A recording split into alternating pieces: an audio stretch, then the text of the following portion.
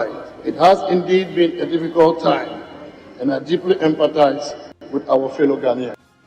We are live in Parliament where the NDC minority has been taking the finance minister on for failing to announce measures to ease the hardship. The minister did not introduce new ideas. This week, unfortunately, Ghana is on autopilot. Our economy is on autopilot.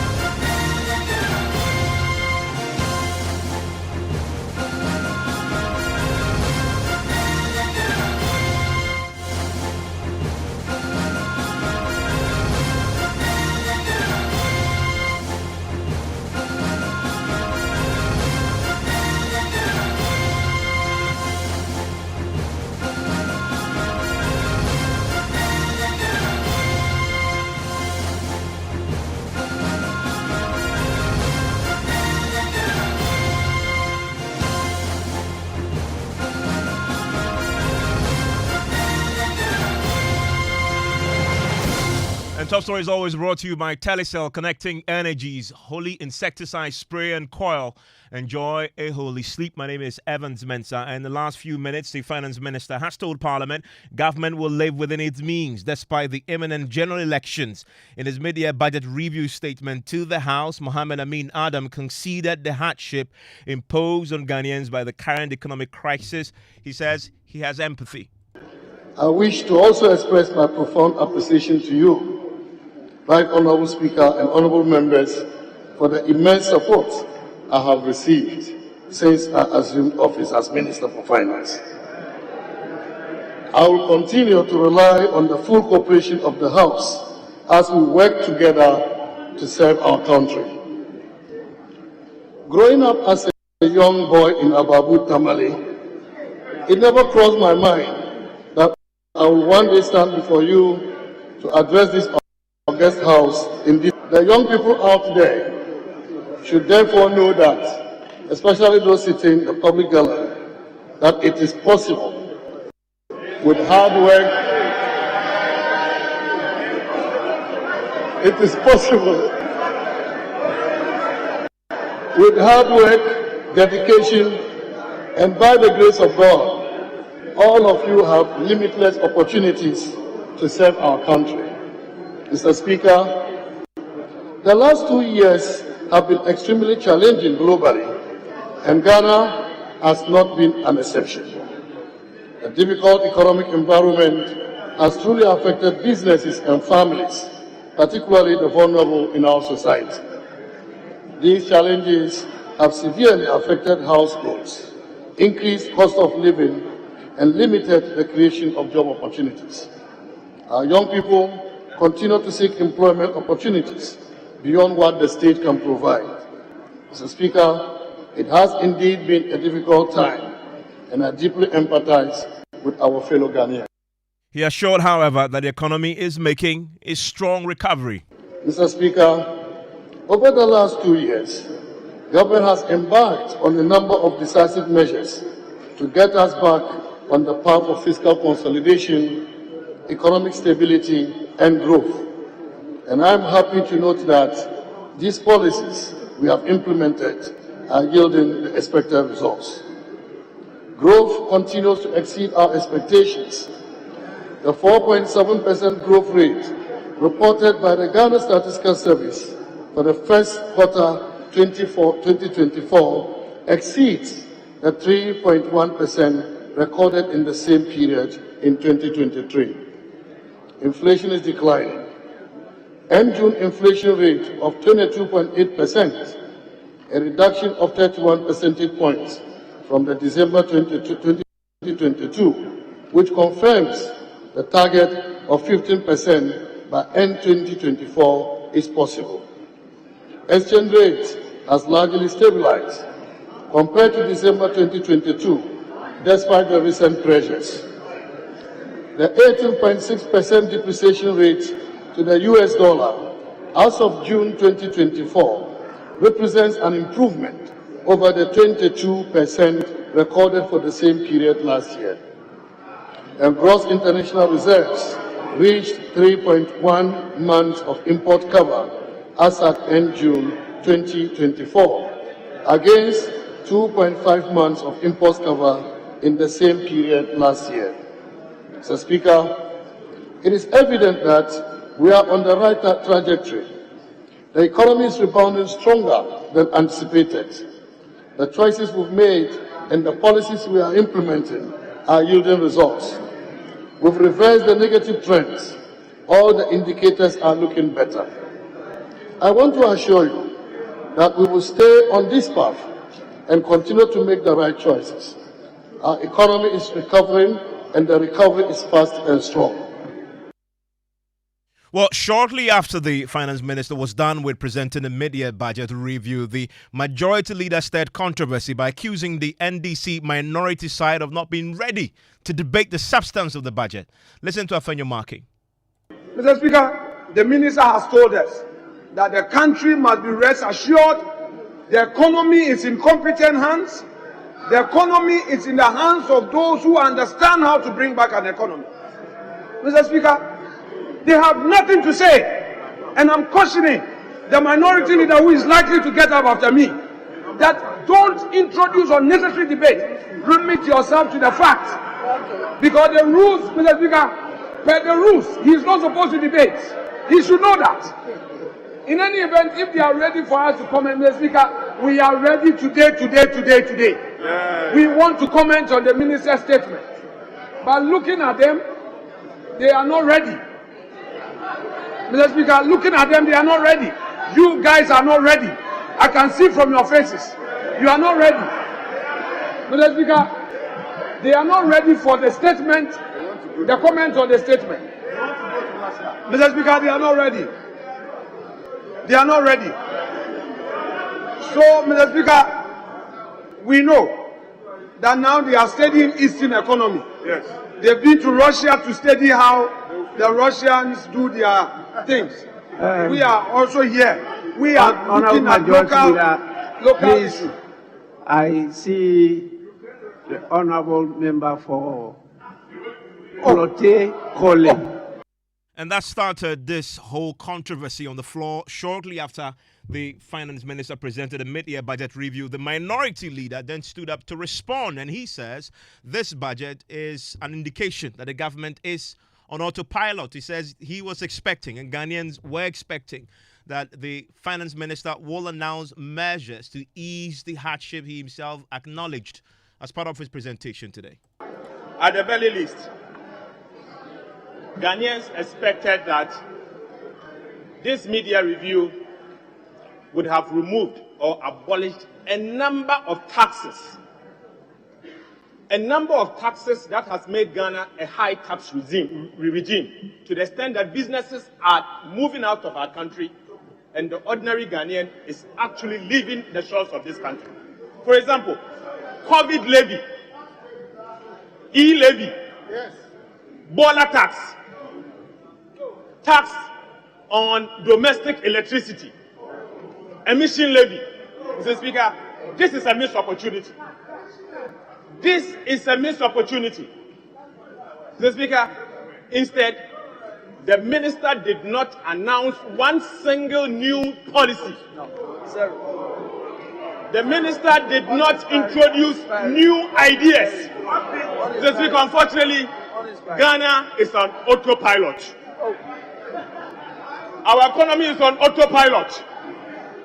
No leadership. Mr. Speaker, I'm shocked today to have noticed that Appendix 2A, page 107 of the Minister's Media Review and Economic Policy. This government has already missed IMF program already. Mr. Speaker, they have missed the target already. Mr. Speaker, I refer you to Appendix 2A above the line. Arrest clearance. Arrest clearance. Above the line. This government, contrary to the IMF program that we should not accumulate any arrests, have accumulated new arrests worth 4.5 billion billion Ghana cedis. And you are here saying what? That we have. Mr. Speaker, let me read. Mr. Speaker, let me read. Let me read. Arrest payables. Arrest clearance. Mr. Speaker, in the original budget, this government has programmed zero for the first half of the year. Meanwhile, in the media review, Appendix 2A, provisional, they have actually incurred new arrests worth 4.5 billion Ghana cedis. And you are saying what? The Speaker, we are ready to debate now. The Speaker, let me assure him that the Speaker, we are ready. The troops are here. Honorable Adongo is ready. Honorable Tinapo is ready. Honorable Ampin is ready. Mr. Speaker, at the moment, we have 10 members ready to debate now. Today. Mr. Speaker, I am not surprised.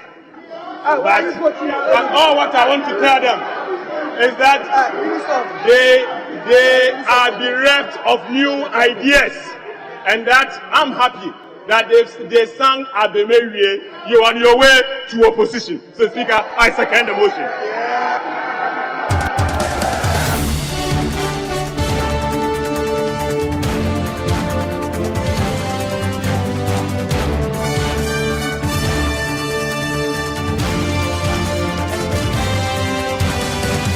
Joining me on the line now is Stephen Amwa, is a Deputy Finance Minister. Also joining me is Isaac Adongo, is a ranking member on the Finance Committee. Thank you very much, gentlemen, for the time here on Top Story. Stephen Amwa, let me start with you. What's new in this mid-year budget review? Thank you very much, Evans. In regards to our listeners and viewers this very morning. Sorry, this very evening, forgive me. Honestly, I was surprised when the minority leader, my own brother and friend, Dr. Toposi, made that statement. I'm sure that I don't believe that he made that just for political reasons. Because this is a media review where he did not even ask for any supplementary. And then if we check the appropriation, they are just spending within our appropriation with even some margins left. So for him to ask or to make this statement that new ideas and new policies and stuff like that, I'm surprised because just what we are spending within the already appropriation that they have approved. And but the point he made substantively, though, is if you acknowledge, and the finance minister did so today, and actually says he empathizes with Ghanaians who are suffering because of the economic crisis. If you acknowledge that, then you must necessarily go to the next step of providing us some relief. That's the point he's making. Providing what? Some relief. If you acknowledge that we're suffering, where the finance minister acknowledges and says, I empathize with Ghanaians who are going through this crisis, where's the relief? But that is the reason my able minister, Dr. Ami Adams, recently we launched the SME with we are committing about 8.2 billion. For the SME to ensure that we create jobs and also create relief for entrepreneurs in Ghana. It's unprecedented in the history of this country.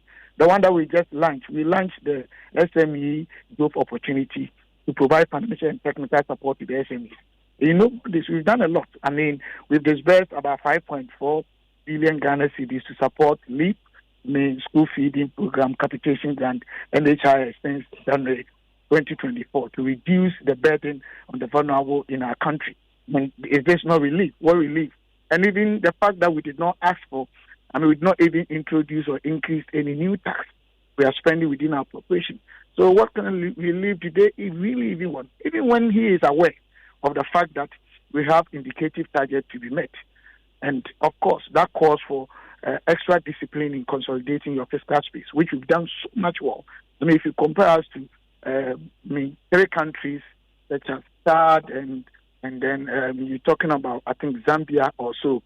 If you check, I don't deal with country to country. I deal with averages. If you even check the averages, you check that Ghana has really, really been doing well. So there are a whole lot that we've done to bring relief to Kenyans. And it is a fact. You look at the social intervention policies and entrenchment in terms of funds that we have outlaid to them. And I mean, talking about this SNE, we are using EXIM and then GEA and then the development banks to make sure that a number of Kenyans who are into their own business and want to start new businesses, or they are entrepreneurs, just to enrich the entrepreneurial ecosystem and strengthen that. We are giving a whole lot. So I'm surprised what my brother said, but trust me, the fact is that the immediate need is to consolidate is to recover fully or stabilize the economy, which we've done that. You look at all the indicators for inflationary rate from both, we are growing about 4.7 first quarter.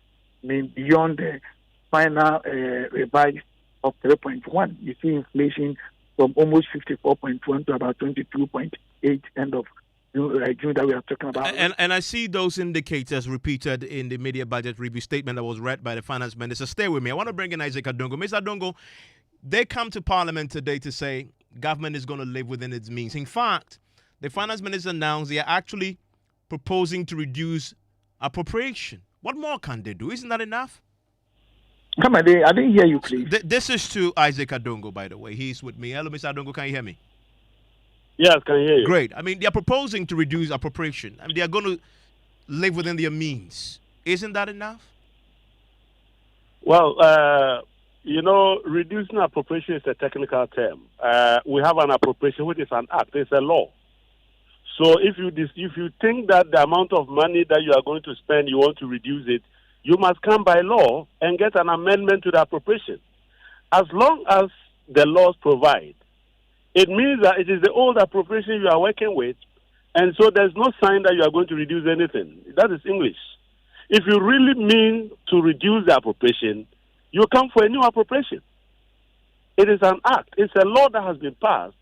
So you cannot say that you are going to live below the law and you think that is binding. That is not binding at all, because you are simply staying within what was given you, and there's no evidence that you are reducing any expenditure. But let me also tell you that you already budgeted a lot of money for debt service, amounting to over 100 billion Ghana cedis. Now you have been forgiving some of the debts, but also the debt that you were supposed to pay or service this year is not going to be paid. Your debt service has been postponed to 2026. So what are you doing with that money? Okay, what are you doing with that money? It means that you are simply going to use that money, waste it on election, and a year from today, the people of Ghana will be asked to pay a lot of taxes once more.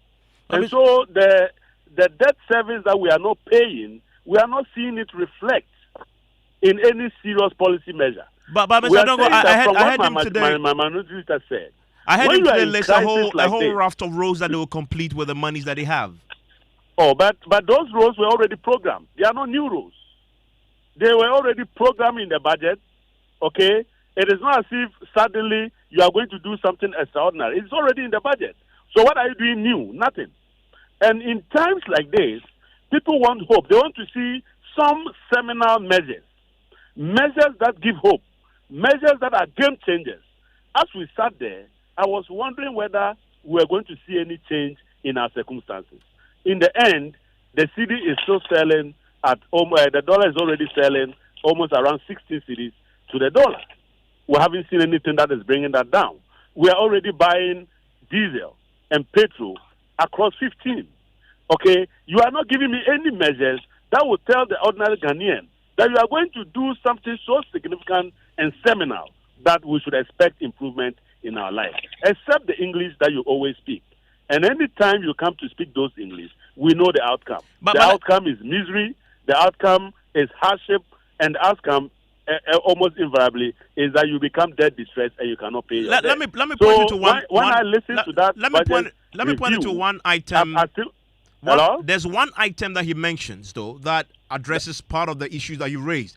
He says the cabinet has approved the disbursement of an additional 1.5 billion cedis to settle outstanding claims relating to the financial management companies. At least that's something, is it not? No, it's not new money. In the budget, find out how much did they budget for financial sector cleanup. they budgeted in excess of 5 billion for the financial sector, including the recapitalization of NIB. And you are talking about 1.2. That means you are even not close to half of the money that you need to solve the problem. And yet, that was what was budgeted, not 1.2. So 1.2 is not additional expenditure. It is not anything new. It is what you say you will do, that you are now reporting that, as we speak, your execution is far behind schedule, and that you have failed in providing the finances upfront for the financial sector to be safe. How can that be an achievement? Didn't we budget for over 5 billion in the budget? Why is it now 1.2 after almost 7 months?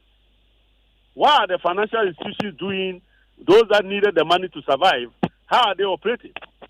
And you are now here announcing that you can't even do 2 billion as of July. And you want us to clap for you for failing to resolve our financial sector issues? Is that what you're saying, Ivan? Well, the Deputy Finance Minister is with me on the line.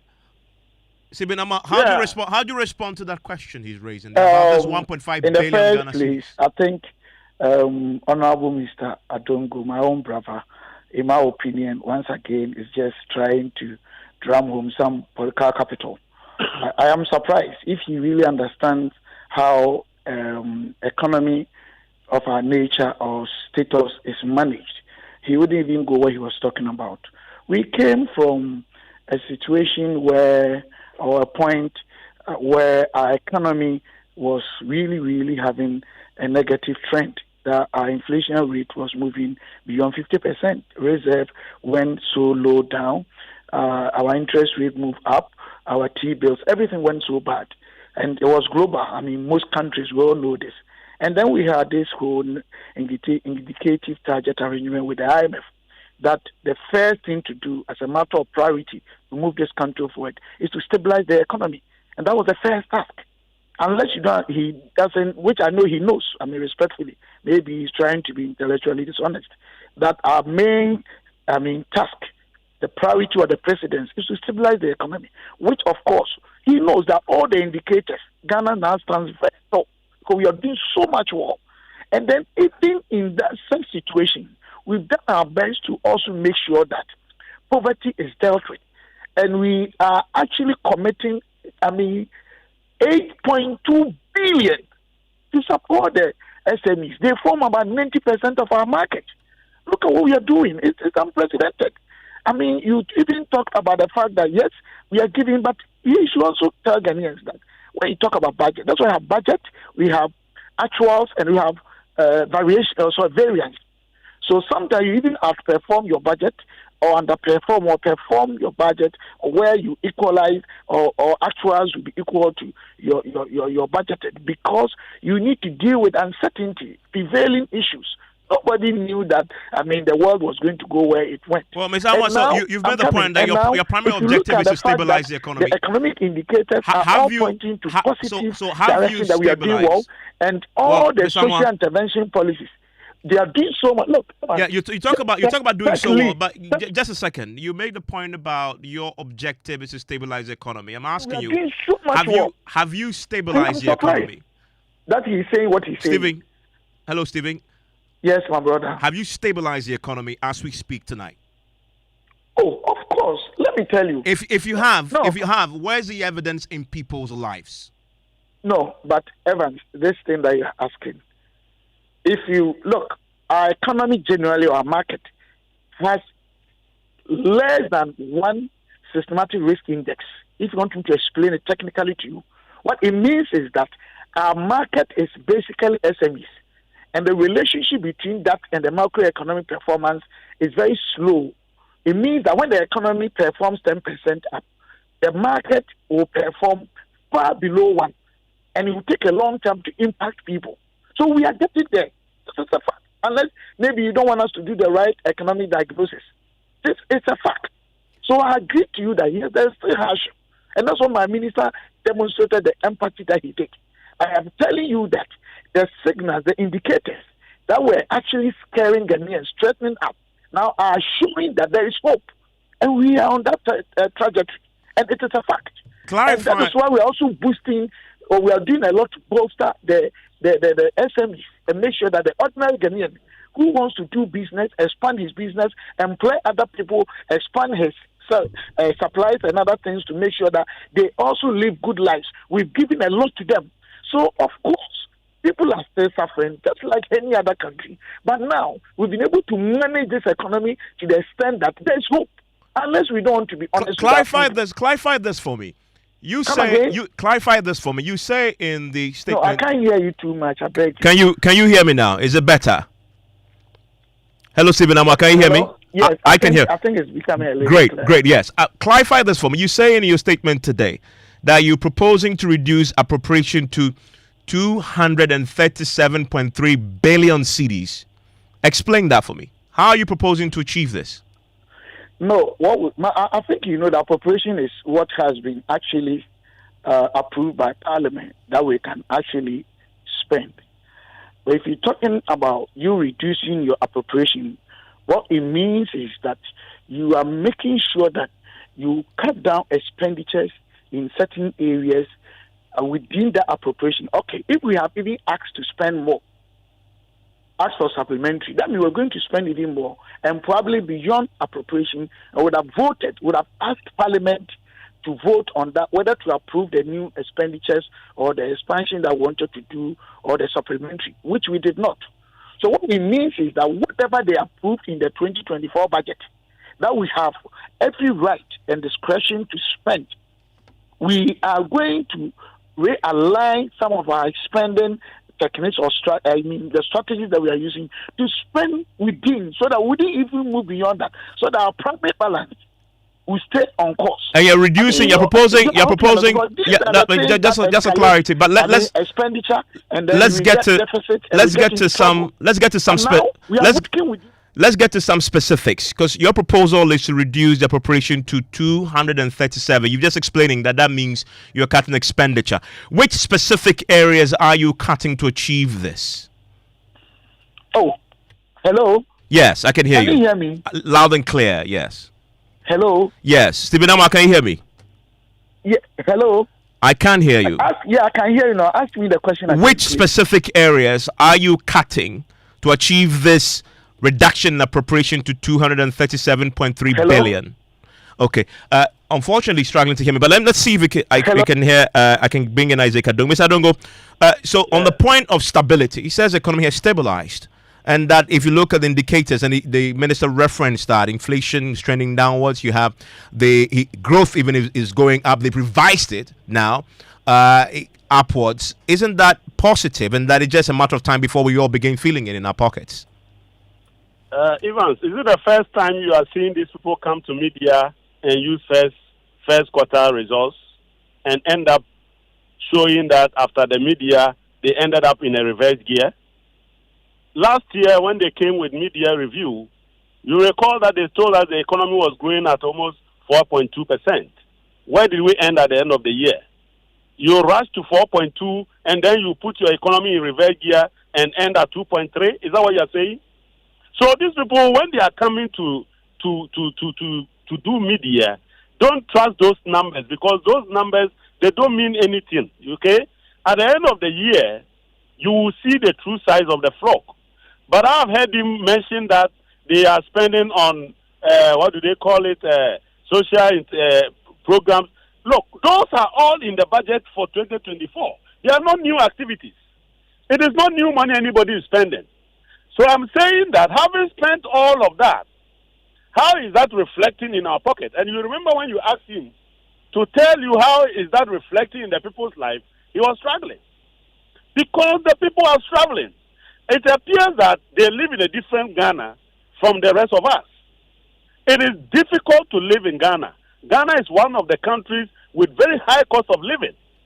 Then you have your minister appear to give you media budget, and there's nothing seminal, there is nothing strategic, there is no game changer to take home. And you are saying that you are surprised. You are surprised about what? At least he You said they have given you $8.2 billion.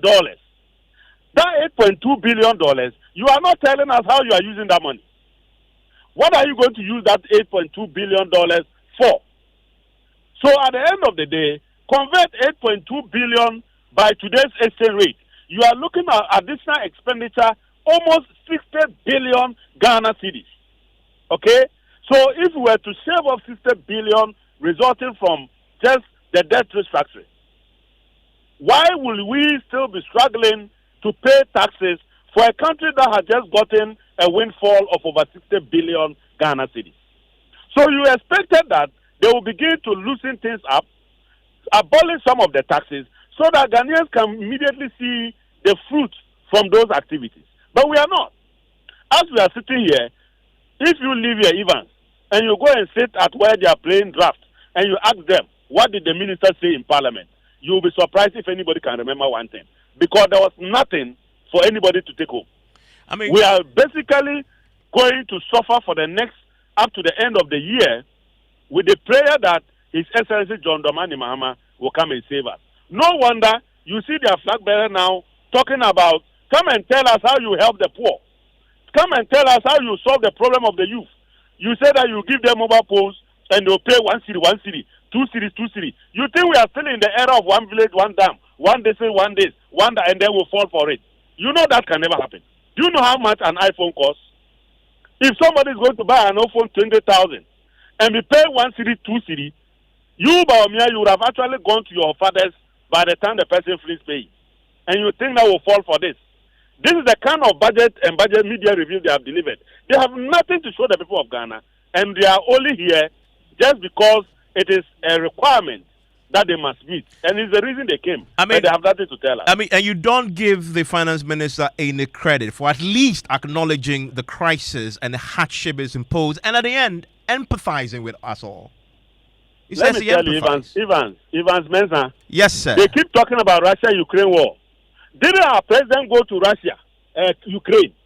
The people who are receiving the bombs, didn't the president go there begging them for maize and feet? How can that be the problem? The people you claim, they bomb their country to affect you. Those countries that they have bombed them and they can't even have a place to sleep, they are the people that their economy is so better than you that the president is out there asking them to give him food to come and give to the people of Ghana. And you take this cock and bull story, they've messed up. And the people of Ghana are tired of the excuses. They should deal with the problem and stop the excuses.